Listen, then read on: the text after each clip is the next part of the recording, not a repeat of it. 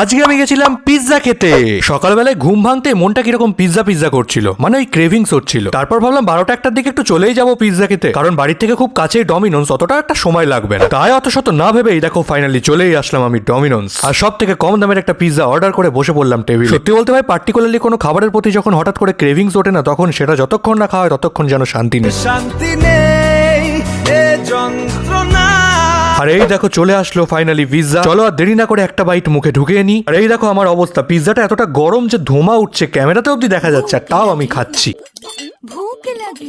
সত্যি বলতে ভাই আমার গরম গরমই ভালো লাগে, কারণ ঠান্ডা হয়ে গেলে পরে না চিজগুলো শক্ত হয়ে যায়, বাট গরম থাকতে একটা বাইট দেওয়ার মজাই আলাদা। তারপর পিৎজা খেয়ে বাড়ি আসতে না আসতে এই দেখো ঝরঝরিয়ে বৃষ্টি শুরু হয়ে গেছে। আচ্ছা ভাই, এটা শীতকাল না বর্ষাকাল, এত বৃষ্টি কেন এখন? না মানে বর্ষার সময় তো এত বৃষ্টি দেখা যায় না। আর এই বৃষ্টির মধ্যে মা ভাজছিল কিছু আলুর চপ, তাই বৃষ্টির মধ্যে ব্যাপারটা বেশ একটু জমে গেল। চলো আমি এখন চপ খাই, তোমরা একটা লাইক আর একটা সাবস্ক্রাইব করে দাও।